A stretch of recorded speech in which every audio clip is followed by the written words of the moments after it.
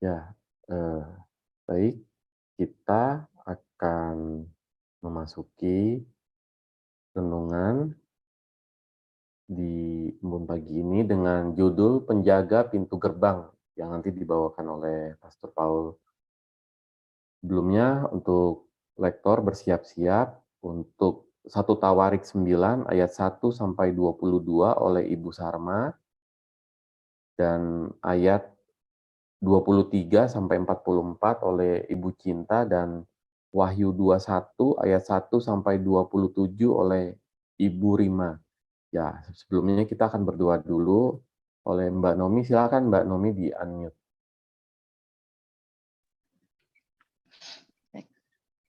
Bapa kami yang di surga, terima kasih. Kembali kami akan mendengarkan dan merenungkan firman-Mu Tuhan, yang akan disampaikan Gembala kami, Pastor Paul. Engkau urapi dan berkati beliau Tuhan. Buka pikiran dan hati kami Tuhan, agar firman-Mu menjadi rema bagi setiap kami, untuk memperbaharui hari-hari kami dan menjadi kekuatan untuk setiap kami Tuhan. Terima kasih ya Bapak, hanya di dalam nama Tuhan Yesus. Haleluya. Amin. Amin. Ya, terima kasih Mbak Nomi. Silakan Ibu Sarma. Baik, saya akan membacakan kebenaran firman Tuhan yang terambil dari 1 Tawarik 9 ayat 1 sampai 25. Seluruh orang Israel telah terdaftar dalam silsilah. Mereka tertulis dalam kitab Raja-Raja Israel. Sedang orang Yehuda telah diangkut ke dalam pembuangan ke Babel oleh karena perbuatan mereka yang tidak setia. Dan orang-orang yang mula-mula menetap kembali di tanah-tanah milik mereka, di kota-kota mereka, ialah orang Israel awam, para imam, orang-orang Lewi, dan para budak di bait Allah.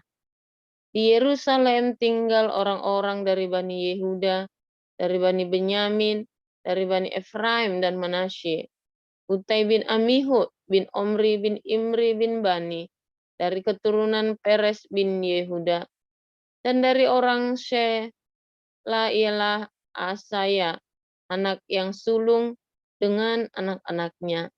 Dari keturunan Jerah ialah Yehuel dengan sanak saudaranya, 690 orang. Dari Bani Benyamin ialah Salu bin Mesulam bin Hodai, Ya bin Hesenua, Ibnea bin Yeroham, Ela bin Uji bin Mikri dan Mesulam bin Sefaca bin Rehuel bin Yibnia. Dengan sanak saudara mereka menurut keturunan mereka, 956 orang. Semua orang itu adalah kepala puak. Dari para imam ialah Yedaya, Yoyarib, Yakin, Ajaria bin Hilkia bin Mesulam bin Jadok bin Merayot bin Ahitub, pemuka rumah Allah.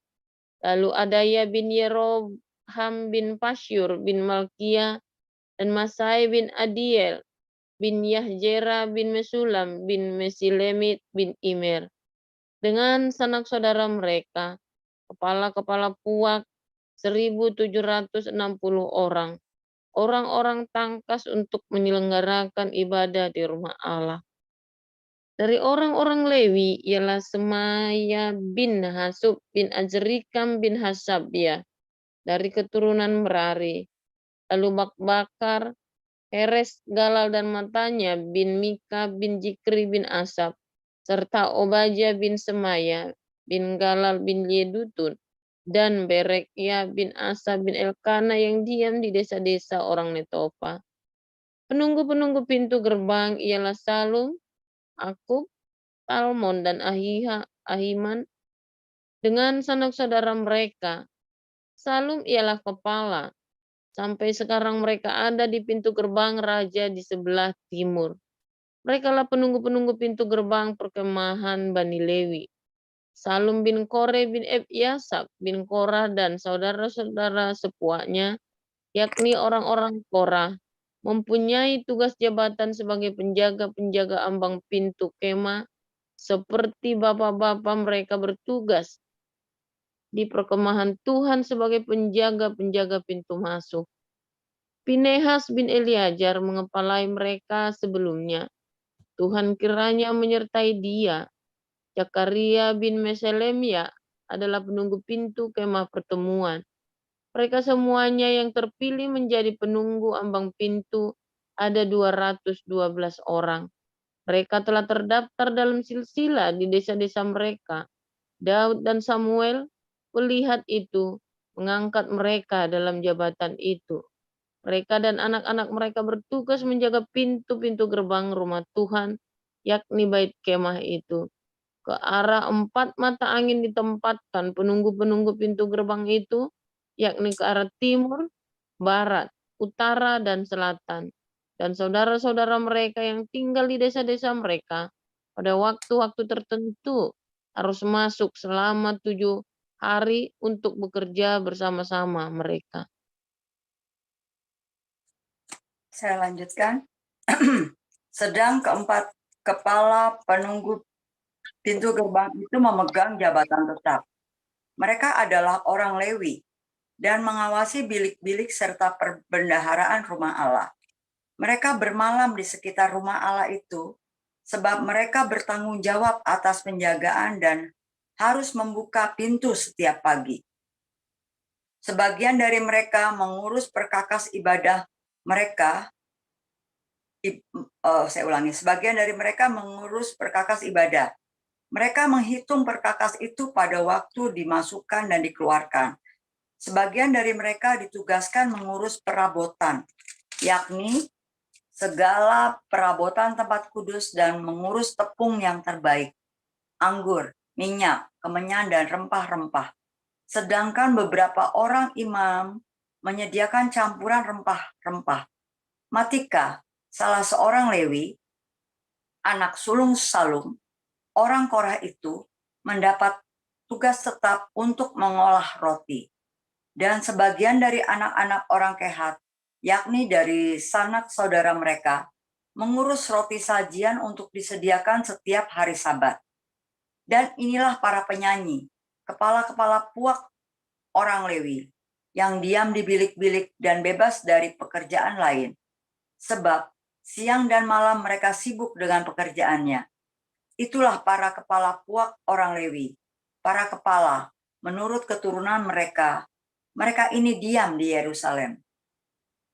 Di Gibeon, diam bapak Gibeon, yakni Yeiel, dan nama istrinya ialah Maakah. Anak sulungnya ialah Abdon, lalu Zur, Kis, Baal, Ner, Nadab, Gedor, Ahio, Zakaria, dan Miklot. Miklot memperanakan Simeam. Juga mereka ini pergi diam berdekatan dengan saudara-saudara mereka di Yerusalem bersama-sama saudara mereka yang lain. Ner memperanakan Kis. Kis memperanakan Saul. Saul memperanakan Yonatan, Malkisua, Abinadab, dan Esibaal. Anak Yonatan ialah Meribaal, dan Meribaal memperanakan Mika. Anak Mika ialah Piton, Melech, Tahrea, dan Ahaz. Ahaz memperanakan Yaera. Yaera memperanakan Alemel, Azmawet, dan Zimri. Zimri memperanakan Moza. Moza memperanakan Bina. Dan orang-orang ini ialah Refaya, dan anak orang-orang ini ialah Elasa. Dan anak orang-orang ini ialah Azel. Azel mempunyai 6 orang anak, dan inilah nama-nama mereka. Askrikam, Bohru, Ismail, Searia, Obaja, dan Hanan. Itulah anak-anak Azel. Demikian pembacaan kita. Ya, terima kasih Bu Sarma, Bu Cinta. Silakan Ibu Rima. Baik Pak Mulia. Pembacaan firman dari Wahyu 21 ayat 1 sampai 27. Lalu aku melihat langit yang baru dan bumi yang baru, sebab langit yang pertama dan bumi yang pertama telah berlalu, dan laut pun tidak ada lagi.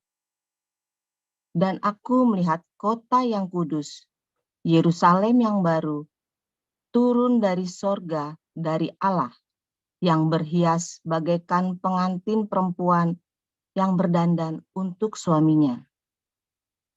Lalu aku mendengar suara yang nyaring dari tahta itu berkata, "Lihatlah, kemah Allah ada di tengah-tengah manusia, dan ia akan diam bersama-sama dengan mereka.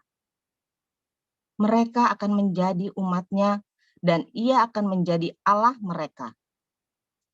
Dan ia akan menghapus segala air mata dari mata mereka, dan maut tidak akan ada lagi. Tidak akan ada lagi perkabungan atau ratap tangis atau duka cita, sebab segala sesuatu yang lama itu telah berlalu." Ia yang duduk di atas tahta itu berkata, "Lihatlah, aku menjadikan segala sesuatu baru." Dan firman-Nya, "Tuliskanlah, karena segala perkataan ini adalah tepat dan benar." Firman-Nya lagi kepadaku, "Semuanya telah terjadi. Aku adalah Alfa dan Omega, yang awal dan yang akhir. Orang yang haus akan kuberi minum dengan cuma-cuma dari mata air kehidupan. Barang siapa menang, ia akan memperoleh semuanya ini, dan aku akan menjadi Allahnya, dan ia akan menjadi anakku." Tetapi orang-orang penakut, orang-orang yang tidak percaya, orang-orang yang keji, orang-orang pembunuh, orang-orang sundal, tukang-tukang sihir, penyembah-penyembah berhala, dan semua pendusta, mereka akan mendapat bagian mereka di dalam lautan yang menyala-nyala oleh api dan belerang. Inilah kematian yang kedua. Maka datanglah seorang dari ketujuh malaikat yang memegang ketujuh cawan, yang penuh dengan ketujuh malapetaka terakhir itu. Lalu ia berkata kepadaku, katanya, "Marilah ke sini, aku akan menunjukkan kepadamu pengantin perempuan mempelai anak domba." Lalu di dalam roh ia membawa aku ke atas sebuah gunung besar yang lagi tinggi, dan ia menunjukkan kepadaku kota yang kudus itu, Yerusalem, turun dari sorga dari Allah. Kota itu penuh dengan kemuliaan Allah, dan cahayanya sama seperti permata yang paling indah, bagaikan permata yaspis, jernih seperti kristal. Dan temboknya besar, lagi tinggi, dan pintu gerbangnya 12 buah. Dan di atas pintu-pintu gerbang itu ada 12 malaikat, dan di atasnya tertulis nama ke-12 suku Israel. Di sebelah timur terdapat 3 pintu gerbang, dan di sebelah utara 3 pintu gerbang, dan di sebelah selatan 3 pintu gerbang, dan di sebelah barat 3 pintu gerbang. Dan tembok kota itu mempunyai 12 batu dasar, dan di atasnya tertulis ke-12 nama ke-12 rasul anak domba itu. Dan ia yang berkata-kata dengan aku mempunyai suatu tongkat pengukur dari emas untuk mengukur kota itu, serta pintu-pintu gerbangnya dan temboknya. Kota itu bentuknya 4 persegi, panjangnya sama dengan lebarnya. Dan ia mengukur kota itu dengan tongkat itu, 12.000 stadia, panjangnya dan lebarnya dan tingginya sama. Lalu ia mengukur temboknya, 144 hasta menurut ukuran manusia, yang adalah juga ukuran malaikat. Tembok itu terbuat dari permata yaspis, dan kota itu sendiri dari emas tulen, bagaikan kaca murni. Dan dasar-dasar tembok kota itu dihiasi dengan segala jenis permata. Dasar yang pertama batu yaspis, dasar yang kedua batu nilam, dasar yang ketiga batu mirah, dasar yang keempat batu zamrud, dasar yang kelima batu unam, dasar yang keenam batu sardis, dasar yang ketujuh batu ratna cempaka, yang kedelapan batu beril, yang kesembilan batu krisolit, yang kesepuluh batu krisopras, yang kesebelas batu lazuardi, dan yang kedua-belas batu kecubung. Dan kedua-belas pintu gerbang itu adalah 12 mutiara. Setiap pintu gerbang terdiri dari 1 mutiara, dan jalan-jalan kota itu dari emas murni bagaikan kaca bening. Dan aku tidak melihat bait suci di dalamnya, sebab Allah Tuhan yang Maha Kuasa adalah bait sucinya, demikian juga anak domba itu. Dan kota itu tidak memerlukan matahari dan bulan untuk menyinarinya, sebab kemuliaan Allah meneranginya dan anak domba itu adalah lampunya. Dan bangsa-bangsa akan berjalan di dalam cahayanya, dan raja-raja di bumi membawa kekayaan mereka kepadanya. Dan pintu-pintu gerbangnya tidak akan ditutup pada siang hari, sebab malam tidak akan ada lagi di sana. Dan kekayaan dan hormat bangsa-bangsa akan dibawa kepadanya, tetapi tidak akan masuk ke dalamnya sesuatu yang najis, atau orang yang melakukan kekejian atau dusta, tetapi hanya mereka yang namanya tertulis di dalam kitab kehidupan anak domba itu. Demikianlah firman Tuhan. Ya, terima kasih Ibu Rima. Silakan, Pastor. Ya. Oke, haleluya. Suara saya kedengaran bagus ya. Menggema nggak? Bagus. Agak bergema dikit. Agak bergema. Kawat. Ya. Bentar.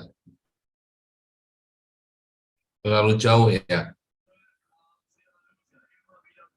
Enggak, Tes. suaranya dekat. Oke, tapi sudah jelas itu Pastor, sudah oke. Ya. Bagus nggak ini sekarang? Mendingan ya? Ya. Mendingan. Sebentar ya. Ini ada cara lain. Sebentar. Oke, bisa. Ya, saudara sambil bicara ya. Mudah-mudahan nanti tengah jalan bisa lebih bagus.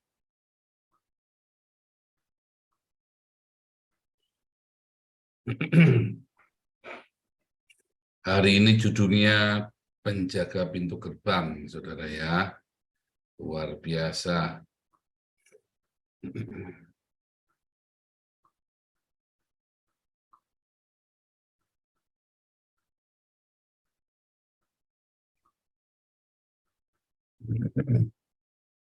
Saya mati.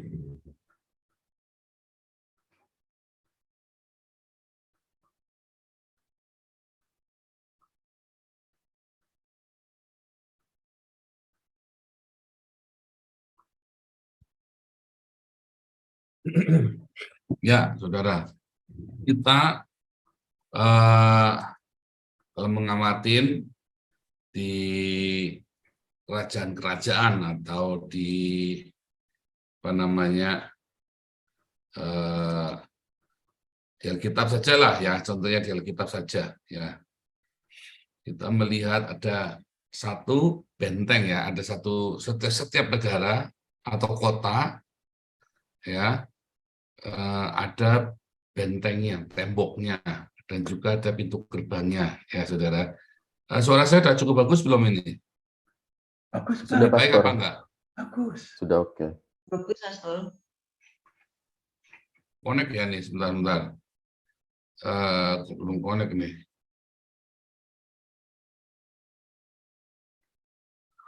Wireless voice. Oh, sorry ya, ini ada yang salah nih. Bluetooth. Nah, ini harus saya konekin dulu. Sekarang bagaimana? Bluetooth.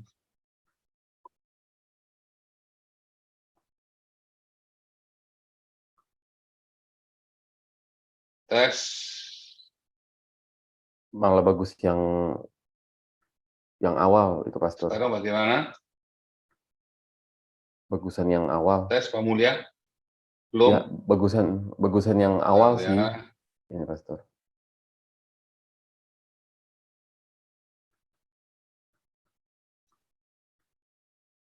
Tes.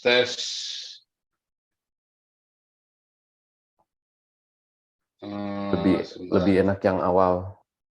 Kalau sekarang?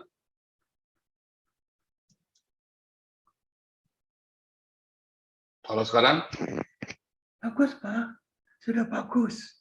Oke, sekarang lebih bagus ya. Ya. Oke. Yang penting jangan menggema suara ya.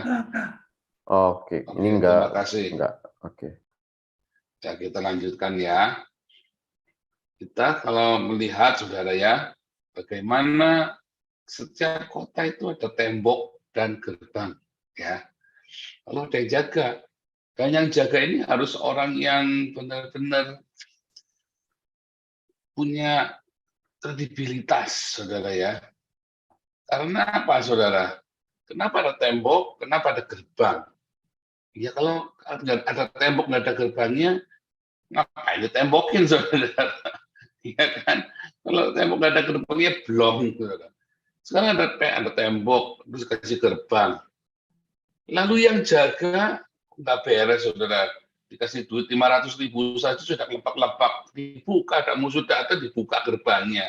Nah, kan geblek, saudara. Nah, itu makanya tembok, gerbang, dan penjaga. Makanya disebut di dalam Tawarik itu ya, gerbang raja. Wah, itu gerbang utama itu, saudara ya. Yesus datang konon ya, melalui Golden Gate itu, saudara ya. Saya sini belum baca, tapi kalau di wisata-wisata roha tur Israel itu bilang Yesus datang di Golden Gate, Yesus datang di Golden Gate, bilang begitu ya. Nanti kapan-kapan saya sedikit ya. Kenapa apa itu Golden Gate dan segala macam itu? Tapi kita lagi nggak mau cerita itu. Kita lagi cerita bagaimana ya ada itu, saudara ya. Bagaimana bagaimana ada tembok, ada gerbang, ada yang jaga. Ya. Kalau di dalam Perjanjian Lama, ya, di dalam Yerusalem, di dalam Perjanjian Yerusalem atau Yerusalem yang hari ini Perjanjian Lama dan hari ini, maka ya kita membutuhkan tembok pertahanan, saudara ya. Wah, kalau kalian ini enggak ya, hari ini Yerusalem nggak ada tembok pertahanannya. Hari ini pakai Iron Dome, saudara ya, nggak perlu tembok lagi, nggak perlu pintu gerbangnya ya imigrasi. Tapi zaman Perjanjian Lama ya kita cerita ya. Zaman Perjanjian Lama itu perlu ada tembok yang tebal, saudara ya. Tembok yang tebal dan gerbang yang kuat. Supaya kalau ada musuh datang, nggak mudah ditaklukkan. Penjaganya juga harus orang-orang yang kredibel, saudara ya. Yang jujur, yang benar-benar prinsip. Nggak bisa sembarangan orang. Sebab penjaganya itu bisa disokok, saudara ya. Bisa disokok sama musuhnya, kasih duit. Bodoh amat lah, yang penting saya dapat duit. Pusing, saudara. Makanya ada tembok, ada gerbang, dan ada penjaganya. Tiga-tiganya ini penting, saudara. Ya.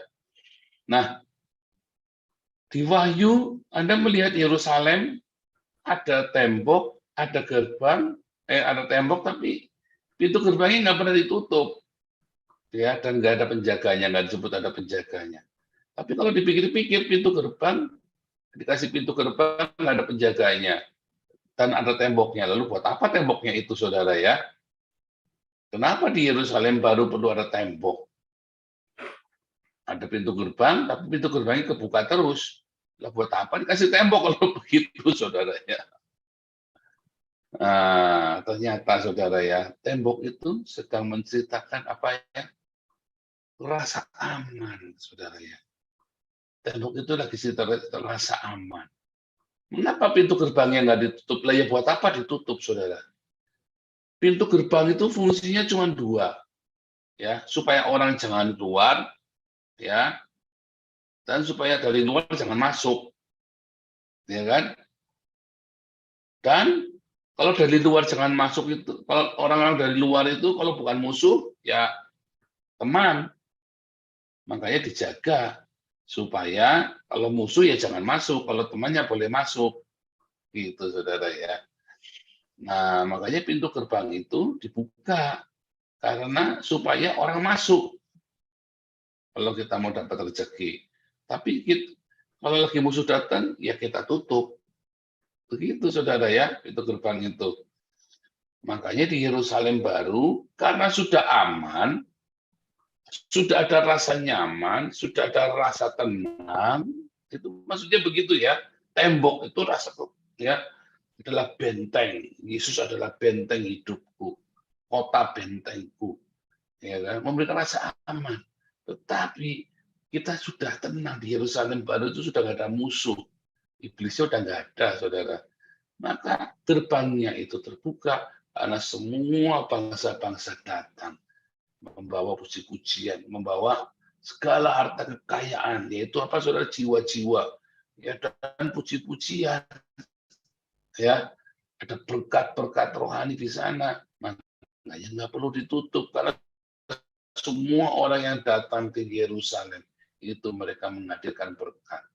Dan orang-orang yang datang ke Yerusalem membawa damai, itu yang dimaksud saudara. Nah, makanya juga nggak perlu ada yang jaga. Nggak boleh ada yang jaga ya, saudara ya. Karena semuanya itu aman damai. Di dalam perasaan aman juga karena kota benteng tembok yang kokoh itu, saudara. Nah, sekarang kita kembali ke Tawarik, saudara ya. Bagaimana tembok yang tebal itu ada gerbangnya dan harus ada penjaganya. Dan harus dijaga dengan benar-benar, saudara ya. Karena zaman itu zaman yang lagi perang, seperti kita. Zamannya lagi tidak karu-karuan, saudara ya. Musuh kita, ya, iblis itu musuh kita. Peperangan kita itu bukan melawan kadrun buat disembelihin, saudara, bukan, saudara. Peperangan kita melawan spiritnya yang di dalamnya kadrun ini, ya, spiritnya orang-orang jahat ini. Bahkan perlawanan kita ini, rohnya itu bukan cuma sama si kadrun, mungkin sama istri kita, mungkin sama suami kita, tapi bukan suami atau istri lawanmu itu, tapi iblis yang ada di dalamnya, saudara. Atau mungkin kita sendiri, kan ada iblis di dalam kita yang belum beres kita sama Tuhan, kitanya belum lahir baru, makanya masih terikat 7 roh jahat. Nah, maka dari itu perlu ada benteng, ya. Kita perlu ada benteng, karena tiap hari kita ya harus menghadapi musuh kita. Benteng itu yang harus menjaga hati kita, saudara. Dijaga dengan segala kewaspadaan. Supaya hati ini jangan sampai kotor dengan iri dengki. Ayo, siapa yang suka dengki? Hati-hati, saudara ya. Dengki ini adalah dosa nomor 3. Ya. Dosa yang mendatangkan maut, saudara ya. Kedengkian. Ya. Kedengkian, kesombongan, saudara ya, hawa nafsu. Ini adalah dosa yang mendatangkan maut. 3 dosa maut, saudara. Hati-hati, saudara ya. Kedengkian ini, hati-hati dengan kedengkian. Jauhkan hatimu dari kedengkian. Dengki ini yang membuat kita banyak salah paham. Dasar rendah senengnya, rendah seneng saja. Nggak tahu kenapa ya bisa nggak seneng. Saudara ngalamin begitu nggak? Siapa yang suka ngalamin begitu? Tiba-tiba nggak seneng, ya nggak seneng. Tanya kenapa nggak seneng? Ya nggak tahu, nggak seneng saja. Kalau Anda jujur, ya, maka sebenarnya banyak dari kita pernah melewatinya, ya, pernah mengalaminya. Tiba-tiba nggak suka sama orang, ya kan? Udah nggak suka tuh sentimen, kejar-kejar, saudara. Nah, itu hati-hati, saudara ya. Jangan sampai hidup kita dikuasai dengan yang seperti itu. Aduh, kasihan amat kalau Anda sampai dikuasai hidup oleh yang seperti itu, saudara. Menderita kan orang yang dengki itu kan. Pokoknya nggak seneng aja, pokoknya nggak pengennya ngajak ribut aja terus, saudara ya. Ngalamin gitu nggak? Hati-hati, saudara. Jaga. Karena itu, kedengkian itu, kalau biar dibentengin kayak apa, itu dari dalam, saudara. Nah, susah, musuhnya dari dalam, di dalammu. Ya kan? kesombongan itu musuhnya ada di dalam kamu, saudara. Kedengkian, hawa nafsu, percabulan, itu musuhnya dari dalam. Gimana caranya, saudara, coba? Mau bentengnya kayak apa, gerbangnya kayak apa? Kayak kuda Troya, saudara ya. Nah, baiklah kuda Troya itu, saudara ya. Musuhnya dari luar, kita bawa masuk ke dalam. Nah, kadang-kadang begitu dengan cara apa? Kenapa, saudara, kita punya kedengkian? Karena kita kepengen lebih dari orang lain, lebih. Kita tidak mengucap syukur. Saya kalau dulu ya latihannya dulu ya. Kalau sekarang rasanya kalau mau dengki, ngapain juga dengki. Hidup saya diberkati dengan luar biasa, saudara ya. Dulu ya, pertama kali saya cara melatih kedengkian itu apa, saudara? Kalau ada orang yang jauh lebih dari saya, menerima berkatnya, saya selalu bilang, wah luar biasa kamu. Tuhan Yesus memberkati kamu. Saya belajar, ikut mensyukuri berkatnya dia, saudara. Terus saya bilang, wah luar biasa ya. Daripada kamu ngutukin dia, kan mendingan memberkati dia, saudara. Latihannya gitu, saudara. Ya, ketika kita mengucapkan selamat atas keberhasilan orang lain, itu kita latihan untuk mengalahkan kedengkian. Masalahnya, selamat ya, luar biasa kamu diberkati Tuhan, dan lulus ya. Lama nanti kita juga dengki kapan aku. Nah, itu saudara ya. Itu ngalamin terjadi, saudara ya. Ngalamin nggak? Ngalamin dong. Masa nggak ngalamin? Ngalamin ya, kita harus jujur. Kalau Anda jujur, nanti Anda bisa. Itu musuh-musuh dalam kita, saudara. Ya, kedengkian, kesombongan, perzinahan. Karena ada di dalam kita. Ya, mau gerbangnya kayak apa, mau penjaganya apa, mau temboknya kayak apa, nggak bisa dilawan. Itu musuhnya ada di dalam kita. Anda yang harus bersih-bersih. Ya.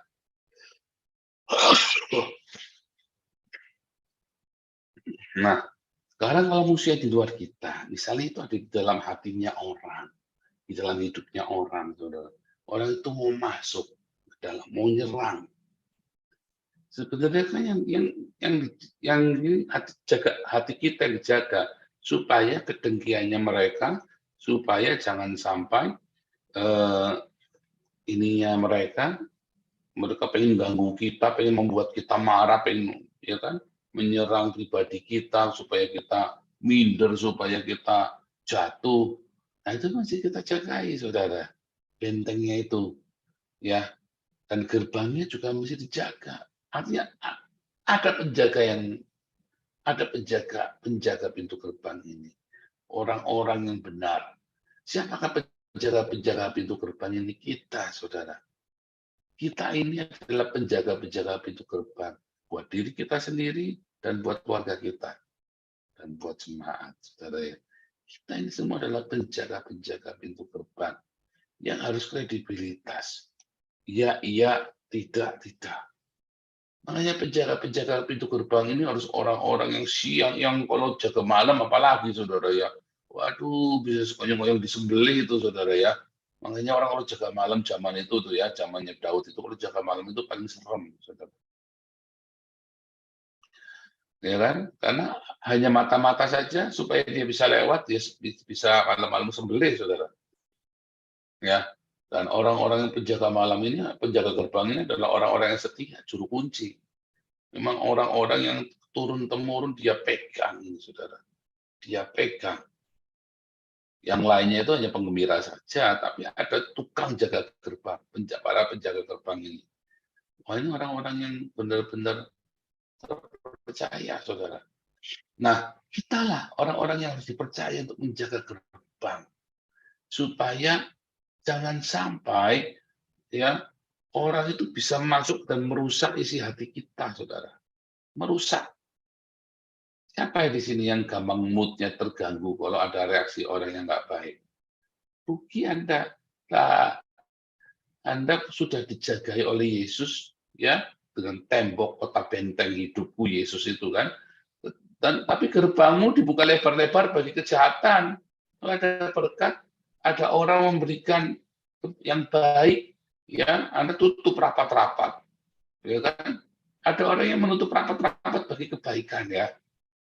Ada orang yang menutup rapat-rapat bagi kasih.